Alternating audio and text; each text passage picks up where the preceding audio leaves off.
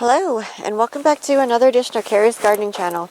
So today is December the 8th, 2023, and this is, well, some of this was my brand new lavender patch that I had put in. Now these were all seedlings, and I wanted to talk to you about what actually happened with this patch, because it was completely full earlier in my other videos. So these up here, these plants here are doing very well. This is an English lavender, which is also known as a true lavender. And I'm gardening in Pennsylvania in zone 5B. And you can see I have some lavender plants here that did not make it, and I have a bunch of empty spaces here. So I planted this, everything was going good. They were growing beautifully, and it started pouring down raining. So I thought, okay, everything, seemed to be okay. And I started seeing at the bottom of these plants, they were starting to get some browning in them.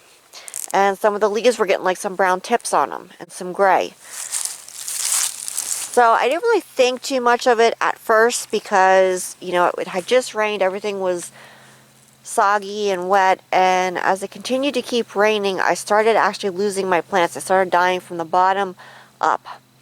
So I trimmed out what I could, and I did actually save some of them. Some of them were too far gone, like these here, they're too far gone, but this one over here, I have some trimming on it to do. If I get that off of there, I can save that plant there. And I want to make you aware of this. If you plant your lavender plant and it starts getting any kind of brown at the tips of the leaves or any kind of brown at the bottom, get those leaves off of there, because what it actually did is it went back the whole way through and it attacked the stems of my plants, and I started losing my lavender then. So it was a shame to lose all of those plants. I wish I would have found out and figured it out sooner what was actually going on, because I could have saved a lot more of them. But with the flower farm this year being as big as what it was something that I overlooked. I really didn't think it was an issue, but it turned out to be a really bad thing that happened. So like these stems here, this one here, that's going to all have to get cut off of that lavender plant there. And it will save them if you can get that off of there. So this was beautiful when it did bloom. They did bloom for me this year. And I had a lot of really pretty colors. I had between the gray blue to like the baby blue. And then I had like the darker blues in with it. So that is one of the things when you grow your lavender from seed. It can have a wide range variation of colors versus when you buy your plug plants or when you buy your like named lavender plants already blooming.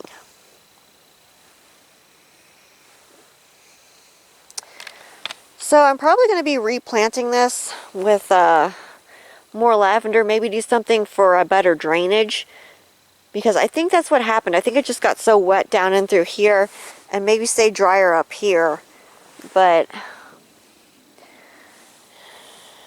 it's a shame for what happened. This one here is trying to come back. See the green there? All the other stuff needs cut off of there, and that green there should survive. But we'll see how it does over the winter time. We did have some snow, but not too much yet, and we did have some cold temperatures, but hasn't been really cold. It's actually been warmer than normal for us. But I wish I would have caught those other ones before it did all of that. And these are some other English lavender plants here that I grew. Now, I have some English lavender and I also have some Munstead lavender. And these were all seedlings from this year. Now, these did not do what the ones did in that other patch over there. These did very well here. And I'm thinking it just got too wet at the other spot. And possibly where it's at, not enough airflow. And whenever it was either a fungus or a bacteria that affected the leaves, it just went back through and it affected the stems then and wiped the plants out. So this over here is really looking nice. Now that back there, that's a different type of lavender. I bought that off of clearance racks, and it's doing very well for me. And I have another one here. This flower bed needs cleaned out. We were working on trying to get this stuff cleaned out, and this is one that I had bought too. But like I said, everything kind of overgrew and got to get it cleaned out here. But I've had people ask me already, can you actually grow lavender from seed? Does it actually grow? Do the seeds actually germinate? And yes, they do, because these right here are all seedlings, and that patch over there was all seedlings, and it does grow. You just have to get it in the right growing conditions. And I do have videos on my channel for how to start lavender from seed. If you want to check that out, I give germination tips in there and all that different stuff.